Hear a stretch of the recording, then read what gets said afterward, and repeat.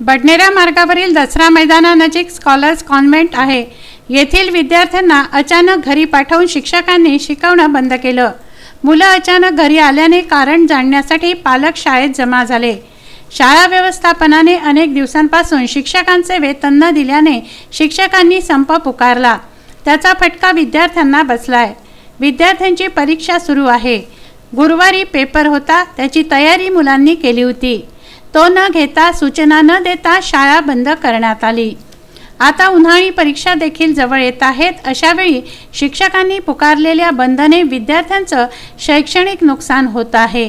या संदर्भात पालकांनी विदर्भ न्यूजकडे प्रतिक्रिया दिली आहे। मी Sonali Umesh Nikam, scholars convent Badnera road Amravati आणि आमचे विद्यार्थी या शाळेमध्ये गेले अनेक वर्षांपासून शिक्षण घेत आहे।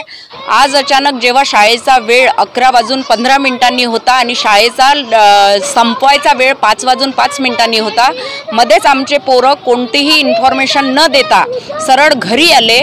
घरी आल्यानंतर इथे सर्व टीचर लोकांचा युनिटी करून एक स्टे झाला की त्यांची पगार वेळच्या वेळी 6-7 महिन्यापासून दिली जात नाही आहे। त्यामुळे आम्ही हा स्टे करत आहे।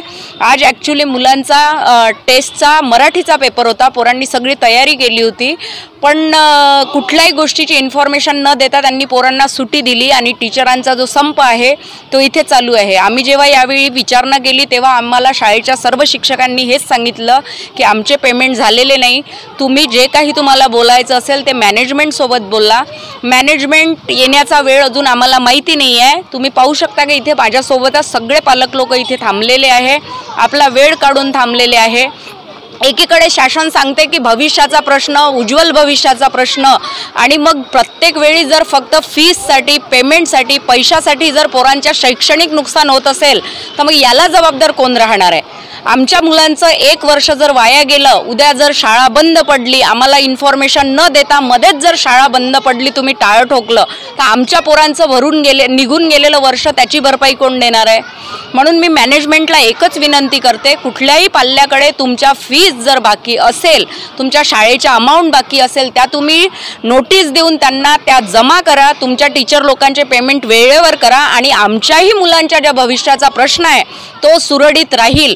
कारण गुरु हा सगळ्यात मोठा पाया असतो विद्यार्थ्यांचा, आणि ज्या शिक्षणासाठी धडपड केली जाते ते शिक्षक आज जर अशा पद्धतीने फक्त त्यांच्या पेमेंटसाठीच नव्हे, त्यांचा हा दोष नव्हे, कारण पोट प्रत्येकाला असते आणि त्यांच्या पेमेंटसाठी, त्या हक्काच्या मागणीसाठी ते धडपड करणारच आहे, पण त्याचा दोष तुम्ही निष्पाप मुलांना देऊ नका।